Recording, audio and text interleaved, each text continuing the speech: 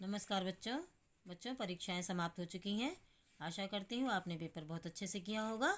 बच्चों, आज से हम अपना दिसंबर का सिलेबस शुरू करने जा रहे हैं। तो आइए देखें। पाठ 16। पाठ का नाम है गणतंत्र दिवसस्य महोत्सवः। गणतंत्र दिवस का महोत्सव यानी उत्सव। बच्चों, गणतंत्र दिवस को ही रिपब्लिक डे कहा जाता है। हम गणतंत्र दिवस 26 जनवरी के दिन मनाते हैं। इस दिन बच्चों हमारा संविधान लागू हुआ था, इस तारीख में। तो इस उपलक्ष्य में यह दिवस मनाया जाता है। इस पाठ में गणतंत्र दिवस के बारे में ही बताया गया है कि गणतंत्र दिवस कब मनाया जाता है, क्यों मनाया जाता है और कैसे कैसे मनाया जाता है, इसके बारे में हम जानेंगे। लेकिन उससे पहले आइए संधि देखें। यहाँ पर संधि है गुण संधि। गुण संधि बच्चों स्वर संधि का ही एक भेद है। यहाँ पर देखिए लिखा भी गया है कि स्वर संधि का ही भेद है। जब ह्रस्व आ या दीर्घ आ के बाद ह्रस्व या दीर्घ ई उ या री आते हैं तो दोनों मिलकर क्रमशः ए ओ अर हो जाता है या हो जाते हैं। कैसे हो जाते हैं? जैसे यहाँ पर जैसे आप देख रहे हैं आ आया, उसके बाद फिर ई आई। यहाँ पर ह्रस्व ई आए या दीर्घ ई आए। यहाँ पर एक ही दिया है, लेकिन यहाँ पर ये भी है, दीर्घ ई भी है। तो यही कह रहे हैं कि ह्रस्व ई आए या दीर्घ ई आए, लेकिन इन दोनों ई के स्थान पर क्या हो जाएगा? ए हो जाएगा। और इसी तरह से यहाँ पर आए, इसके बाद ऊ आए तो इसका क्या हो जाएगा? ओ। इसके स्थान पर ओ हो जाएगा। इसी तरह से आ, उसके बाद री आए तो इसके री के स्थान पर क्या हो जाएगा? अर हो जाएगा। तो जैसा कि यहाँ पर आप देख रहे हैं उदाहरण के द्वारा समझाया गया है। जैसे नर धन इंद्र बराबर क्या हुआ? नरेंद्र। तो आप देख रहे हैं नर र के बाद आ आया तो क्या हुआ? पहले शब्द के अंत में आ आया, उसके बाद दूसरे शब्द के शुरू में क्या आया? ई आया। तो दोनों अब क्या कह रहे हैं कि ई आए। पहले शब्द के अंत में आ हो, ह्रस्व आ हो या दीर्घ आ हो, और दूसरे शब्द के शुरू में ई आए, ह्रस्व ई आए या दीर्घ ई आए, तो दोनों के स्थान पर क्या हो जाएगा? ए हो जाएगा। तो ए यहाँ पर आया। तो अब जब हम यहाँ पर नर में से आ हटाएंगे तो ये रा भी तो आपका आधा हुआ, स्वर हट गया तो व्यंजन वर्ण आधा हो गया ना। तो इस आधे व्यंजन वर्ण में यहाँ जो ई के स्थान पर ए हुआ है, ए मिल जाएगा। तो ये व्यंजन स्वर भी पूरा हो व्यंजन वर्ण भी पूरा हो जाएगा और ये मात्रा के रूप में ए आ जाएगा। तो क्या बन जाएगा? शब्द पूरा नरेंद्र बना ना, नरेंद्र। इस तरह से शब्द बना। तो ए का प्रयोग कहाँ हो गया? यहाँ हो गया। तो स्वर आया रा के साथ, तो रा का हलंत भी हट गया और ए की मात्रा लग गई। ई के स्थान पर ए हो गया। इस ई इंद्र के ई के स्थान पर ए हो गया। तो ए को मात्रा के रूप में लगाया तो नरेंद्र शब्द बना। इसी तरह से आप देखिए परधन उपकारः। तो यहाँ पर भी आप वही चीज़ देख लीजिए। यहाँ पर आ आया, जब आ हमने यहाँ से पहले शब्द के अंतिम से आ यहाँ पर हटाया तो रा आधा हो गया, तो हलंत लगा दिया यहाँ पर। उसके बाद यहाँ पर क्या आया? दूसरे शब्द के शुरू में ऊ आया, तो ऊ के स्थान पर क्या आएगा? ओ हो जाएगा ना। तो इस ऊ के स्थान पर ही तो ओ हो रहा है। तो अब आप देख रहे हैं यहाँ रा आधा है। अब ये ओ ही तो मात्रा के रूप में रा के साथ मिलेगा, तो रा का हलंत हट जाएगा क्योंकि स्वर इसके साथ मिल जाएगा तो व्यंजन वर्ण पूरा हो जाएगा। तो इसको हम इस ओ को मात्रा के रूप में लगाएंगे तो क्या हुआ? प रा यहाँ आया और ओ की मात्रा के बाद यह पूरा हो गया, तो परोपकारः। इस तरह से बना। अब यहाँ पर देखिए रमाधन ईशः बराबर रमेशा हुआ। तो अब यहाँ पर देखिए, यहाँ पर आया ना दीर्घ आ, यहाँ पर दीर्घ आ आया, उसके बाद क्या आया? दीर्घ ई आया। तो ई के दीर्घ ई या ह्रस्व ई दोनों के स्थान पर ही तो ए हो रहा है। तो ए को हम किस रूप में लिखेंगे? मात्रा के रूप में लिखेंगे ना। किसके साथ? रमा जो शब्द है रमाधन ईशा मिलके ही तो रमेशा होगा। तो जब हमने यहाँ से दीर्घ आ हटाया तो माँ क्या हो गया? माँ आधा हो गया, तो हमने इसके नीचे हलंत लगा दिया। अब इस माँ में ए जो है वो मात्रा के रूप में आ जाएगा, तो माँ का हलंत जो है वह हट जाएगा और माँ जो व्यंजन वर्ण है यह पूरा हो जाएगा। तो ए जो है माँ के साथ मात्रा के रूप में आएगा। तो यहाँ पर देख रहे हैं आप, र माँ, ये माँ यहाँ आया और यहाँ पर ई के स्थान पर ए हुआ, तो ए को मात्रा के रूप में लगाया तो लिखा गया रमेशा। इस तरह से बना पूरा शब्द। अब यहाँ पर देखिए महाधन ऋषि बराबर महर्षि, तो कैसे हुआ, आ, यहाँ पर भी देख रहे हैं आप दीर्घ आया तो हा जो है आधा हो गया। उसके बाद दूसरे शब्द के शुरू में क्या है, री है, तो री के स्थान पर क्या हो जाएगा, इस री के स्थान पर ही तो अर होगा, अर। यहाँ पर अब आप देख रहे हैं ये हा आधा हो गया, तो ये हा में ये जो अर है, अर का आ मिलेगा तो हा पूरा हो जाएगा। तो आप देख रहे हैं माँ लिखा और हा के नीचे हलंत है, क्योंकि हमने स्वर अलग किया यहाँ से जब विच्छेद किया। तो यहाँ पर हलंत के साथ ये अर का आ मिला तो हा पूरा हो गया। देखिए आप यहाँ पर पूरा लिखा हुआ है ना। उसके बाद शाह जिस रूप में उसी रूप में हमने लिखा। आप देख रहे हैं यहाँ पे रा के नीचे हलंत है, अर हुआ तो रा के नीचे हलंत है, तो इस रा को हमने आधे रा के रूप में प्रयोग किया। तो ये आधा रा जो है मात्रा के साथ, ई की मात्रा के साथ आधा यहाँ पर लगाया ऊपर जो है, तो क्या शब्द बना, महर्षि। तो इस तरह से बच्चों गुण संधि आप याद रखें कि अगर पहले शब्द के अंत में ह्रस्व आ या दीर्घ आ आता है और दूसरे शब्द के शुरू में ह्रस्व ई या दीर्घ ई, ह्रस्व उ या दीर्घ उ, ह्रस्व री या दीर्घ री आता है, तो ह्रस्व ई और दीर्घ ई के स्थान पर ए और ह्रस्व उ और दीर्घ उ के स्थान पर ओ और ह्रस्व री और दीर्घ री के स्थान पर अर हो जाता है। तो आप इस बात का बच्चों ध्यान रखें और परिभाषा आप अवश्य याद कर लें संधि की। आपकी ये संस्कृत की संधि नहीं है, हिंदी में भी यही संधि है, यही नियम है, कोई अंतर नहीं है। सिर्फ यहाँ पर विसर्ग और हलंत लगाया जाता है और हिंदी में विसर्ग और हलंत नहीं लगाया जाता है। तो आप इस कार्य को, इस संधि को आप अपनी कॉपी में लिखेंगे और परिभाषा को याद करेंगे और 2-4 उदाहरण आप अपनी तरफ से, कम 5 उदाहरण आप अपनी तरफ से लिखकर और जो है उसको करने की कोशिश करेंगे, विच्छेद करके संधि विच्छेद करेंगे उसका और करने की कोशिश करेंगे, जिससे आपको अच्छे समझ में आ जाए। आइए अब पाठ के अर्थ को देखते हैं। राजेशः, यहाँ पर बच्चों राजेश बेटा है और पिताजी हैं उसके, आपस में बातचीत हो रही है गणतंत्र दिवस के बारे में। राजेश अपने पिताजी से पूछ रहा है कि जनका पिताजी अस्माकं देशः कदा स्वतंत्र अभवत्, हमारा देश कब स्वतंत्र हुआ। जनका पिताजी कह रहे हैं, पुत्र अस्माकं देशः 1947 तमे वर्षे अगस्त मासस्य 15 तारिकायां स्वतंत्रः अभवत्। पुत्र हमारा देश सन 1947 में अगस्त महीने की 15 तारिकायाम यानी 15 तारीख को स्वतंत्र हुआ था। 15 तारीख को स्वतंत्र हुआ था अगस्त के महीने की।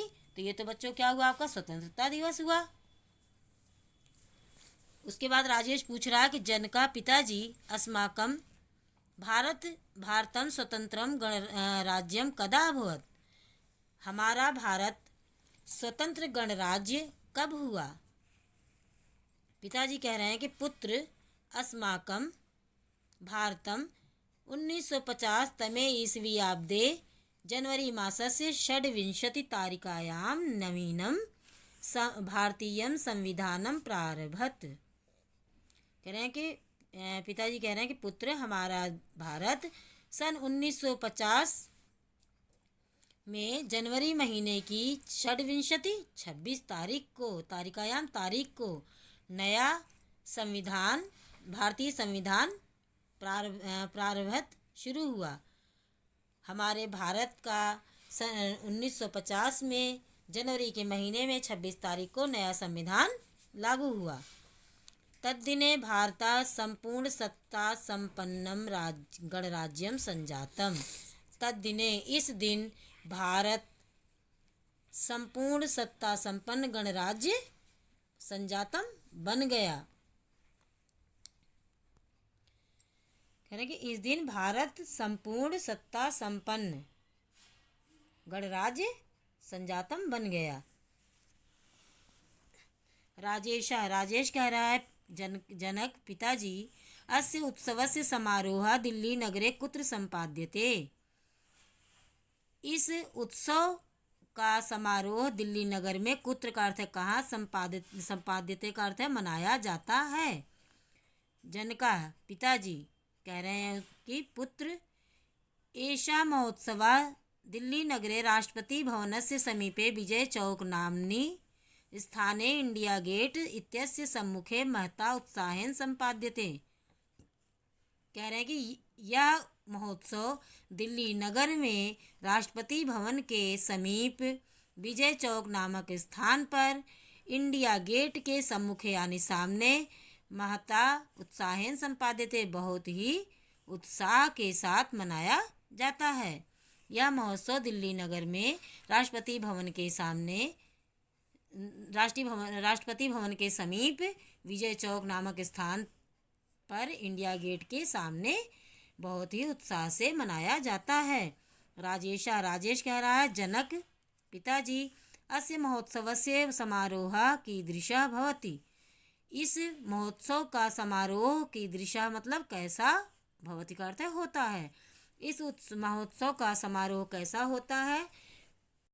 जनक पिताजी कहते हैं, पुत्र, अत्र राष्ट्रस्य सर्वेभ्यः भागेभ्यः आगत्य लक्षशः जनाः एकत्रिताः भवन्ति। यहाँ सर्वेभ्यः का अर्थ बच्चों सभी राष्ट्र के जनाः लोग लाखों में भागेभ्यः भाग लेने के लिए आगत्य आकर के एकत्रित भवन्ति का अर्थ होते हैं। यहाँ पर सभी राष्ट्र के लाखों लोग भाग लेने के लिए आगत्य का अर्थ आकर के एकत्रित होते हैं। एक बार फिर से देख लें, यहाँ पर सभी राष्ट्र के लाखों लोग भाग लेने के लिए आकर के एकत्रित होते हैं। सर्वप्रथमं राष्ट्रपति महोदयाः स्वयानेन आगच्छन्ति। सबसे पहले राष्ट्रपति महोदय स्वयानेन यानी अपनी गाड़ी से, आगच्छन्ति का अर्थ है आते हैं। सबसे पहले राष्ट्रपति महोदय अपनी गाड़ी से आते हैं तथा सर्वे प्रमुखाः नेतारः सम्माननीयाः जनाः तिष्ठन्ति। इसके बाद सभी प्रमुख नेता सम्माननीय लोग तिष्ठन्ति बैठते हैं। राष्ट्रपति महोदया प्रथमं राष्ट्रध्वजम् उत्तोलयन्ति राष्ट्रगानं च भवन्ति। राष्ट्रपति महोदय प्रथम पहले राष्ट्रध्वज को फहराते हैं और राष्ट्रगान होता है। जल थल वायुसेनानां अध्यक्षाः सैनिकाः च राष्ट्रपतिम् अभिनन्दन्ति। जल थल वायुसेना के अध्यक्ष और सैनिक राष्ट्रपति का स्वागत, नंदंती का अर्थ है स्वागत करते हैं। जल थल वायुसेना के अध्यक्ष और सैनिक राष्ट्रपति का स्वागत करते हैं। तथा एका शोभा यात्रा निस्सरति। इसके बाद एक शोभा यात्रा निकलती है। तत्र सशस्त्र सैनिकाः सैनिक वाद्यानि टैंक तोपादि युद्ध शस्त्राणि प्रांतीय वेशभूषा आदि युक्ताः जनाः विद्यालयानां छात्राः नर्तकाः च सम्मिलन्ति। कह रहे हैं कि वहाँ सशस्त्र सैनिक वाद्यानि और सैनिकों के जो वाद्य यंत्र हैं यानी बाजा, टैंक, तोप आदि, युद्धास्त्र आदि और युद्ध के जो अस्त्र हैं, हथियार हैं, प्रांतीय वेशभूषा से युक्त, जो हर क्षेत्र की वेशभूषा होती है अपनी, जैसे आपने देखा होगा उड़ीसा की झांकी निकलती है, आंध्रा की झांकी निकलती है, ये उत्तर प्रदेश की निकलती है, तो इसी तरह से अनेक राज्यों की झांकियाँ निकलती हैं। तो वही कह रहे हैं कि अनेक प्रांतीय वेशभूषा से युक्त लोग, विद्यालय के छात्र और नर्तकाः जो नृत्य करते हैं, आपने देखा होगा झांकी में और वैसे भी सड़क पर भी नृत्य करते हुए चलते हैं। तो ये सब क्या होते हैं, सम्मिलित होते हैं। वहाँ सशस्त्र सैनिक सैनिकों के बाजे, टैंक, तोप आदि और युद्ध के जो अस्त्र हैं यानी हथियार हैं, और प्रांतीय वेशभूषा आदि से युक्त लोग होते हैं। विद्यालय के छात्र और नर्तक सम्मिलित होते हैं। रात्रौ राष्ट्रपति भवने सचिवालये सार्वजनिक स्थानेषु विद्युत दीपिकानां प्रकाशः भवति। रात में राष्ट्रपति भवन में, सचिवालय में और सार्वजनिक स्थानों पर विद्युत दीपिकानां बिजली के बल्ब प्रकाशः भवति, बिजली के बल्बों का प्रकाश होता है। रात में राष्ट्रपति भवन में, सचिवालय में और सार्वजनिक स्थानों पर बल्बों से बल्ब जो होते हैं बिजली के, उनका प्रकाश होता है। तो बच्चों, आपको मैंने गणतंत्र दिवस के बारे में इस पाठ में पढ़ाया और समझाया। आशा करती हूँ आपको अच्छे से समझ में आया होगा। बच्चों, आप एक पेज सुलेख अवश्य लिखेंगे और संधि को अपनी कॉपी में लिखेंगे और याद करेंगे, और इस पाठ को अच्छे से वीडियो को देखते हुए बार बार अर्थ को समझने की कोशिश करेंगे, जिससे आपको जब पाठ का अच्छे से आ जाएगा समझ में, तो आपको प्रश्नों के उत्तर देने में भी कोई दिक्कत नहीं आएगी। आशा करती हूँ आपको मैंने जो भी पढ़ाया और जितना भी कार्य आपको करने के लिए कहा है, आप उसे अच्छे से करेंगे। इसी के साथ धन्यवाद।